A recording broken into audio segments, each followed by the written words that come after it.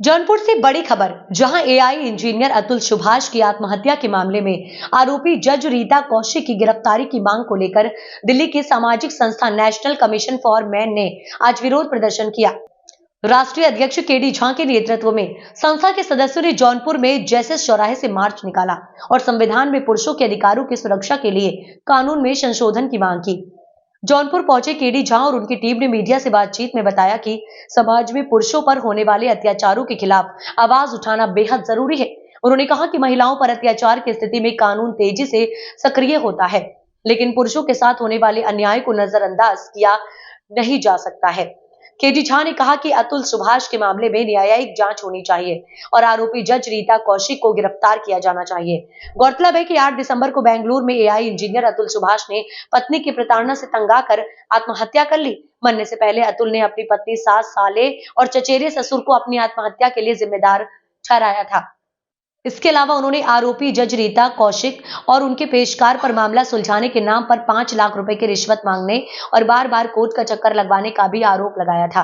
KD Jha ने कहा कि संस्था पुरुषों के लिए बने कानून में पूरी तरह से बदलाव की मांग करती है ताकि इस तरह के मामलों में न्याय मिल सके। उन्होंने कहा कि इस घटना से स्पष्ट है कि पुरुष भी समाज में शोषण का शिकार हो सकते हैं और उनके लिए भी न्याय की व्यवस्था होनी चाहिए।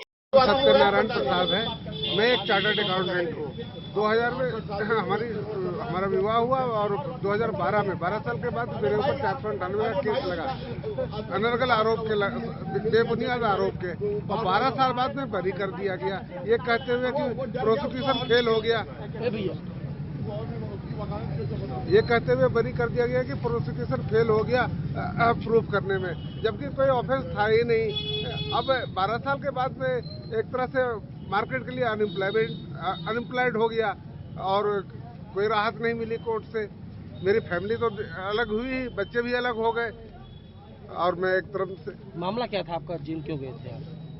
498 का केस लगा, इसलिए पुलिस ने मामला बताइए। मामला बताइए। ये विरोध जो आप कर रहे हैं यहाँ पे, अभी जो विरोध कर रहा हूँ वो अतुल सुभाष की आत्महत्या के कारण कर रहा हूँ। मैं भी आत्महत्या कर लिया होता 2012 में, जो मेरे पर चार्जेस लगे थे, क्योंकि मैंने तो कोई गुनाह किया नहीं था और कोई राहत नहीं मिल रही थी, किसी वकील के द्वारा कोई राहत नहीं दिलाई जा रही थी। हाई कोर्ट, सुप्रीम कोर्ट, सभी जगह हमने अपील किए, लेकिन किसी कोर्ट ने मुझे रिलीफ नहीं दी। और ये जुडिशियल टेररिज्म है, कानूनी आतंकवाद नहीं, ये न्यायिक आतंकवाद ज्यादा है। ये जो जुडिशरी बैठी हुई है वो वन साइडेड बाइस्ड हो जाती है महिलाओं के प्रति, जबकि कानून ऐसा है नहीं।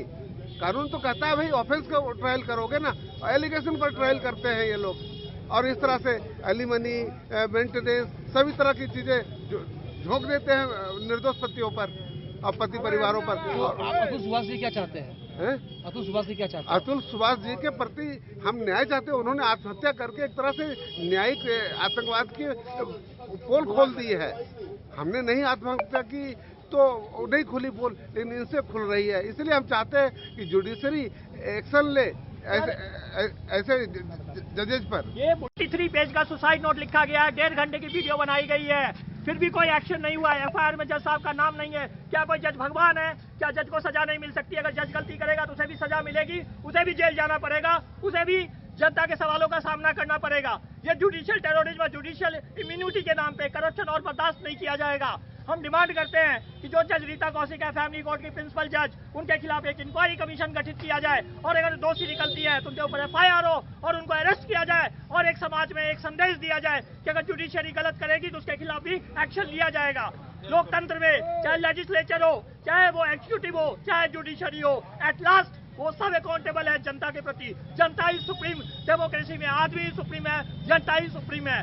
कोई ऐसा जुडिशियल कोई इम्यूनिटी नहीं है। अगर आप गलत करेंगे हम आपके खिलाफ आवाज उठाएंगे। क्या नाम है? मेरा नाम केडी झा है, मैं नेशनल प्रेसिडेंट हूँ council for man affairs Delhi का। क्या लगता है आपको कि अतुल सुभाष को जानबूझ के परेशान किया था? सर, एक आदमी मजबूर होके न्याय व्यवस्था में धक्के खाता है सालों साल और अपनी जान दे देता है। अगर किसी को न्याय पाने के लिए अपनी जान देनी पड़े तो लानत है इस कोर्ट पे, लानत है इस कचहरी पे, लानत है इस व्यवस्था पे। नहीं चाहिए ऐसी व्यवस्था। जंगल राज बना दो, जो जिसको चाहे मार दे, जो जिसको चाहे खत्म कर दे। अगर ये व्यवस्था न्याय नहीं दे सकती तो जनता के टैक्स पेयर से इन्हें सैलरी लेने का कोई अधिकार नहीं है। इसीलिए हम आवाज उठाएंगे, क्योंकि जो मरा है वो बेगुनाह था, उसकी मौत उसकी बेगुनाही का सबूत है।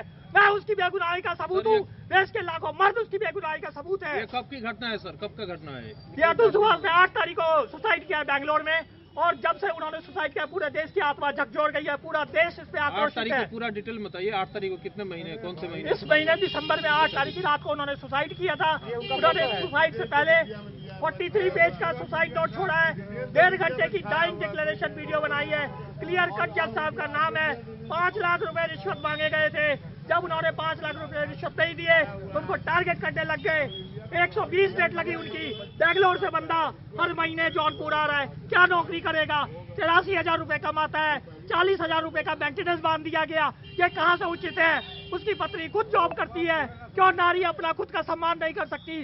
जब नारी सशक्तिकरण की बात होती है क्यों वो जो मेंटेनेंस है, गुजारा भत्ता का, भिक्षा का कटोरा लेके पुरुषों के सामने खड़ी होती है? बदलाव की मांग चाहते हैं सर, हम जेंडर न्यूट्रल लॉ चाहते हैं। हम चाहते हैं जहाँ औरत गलत हो उसको न्याय मिले, जहाँ मर्द बेचारा, जहाँ औरत के साथ अन्याय हो रहा है उसको न्याय मिले, जहाँ मर्द के साथ अन्याय हो उसे भी न्याय मिले। सिर्फ जेंडर की वजह से औरत को निर्दोष और पुरुष को हमेशा दोषी करार नहीं दिया जा सकता, इसलिए हम जेंडर न्यूट्रल लॉ की मांग करते हैं।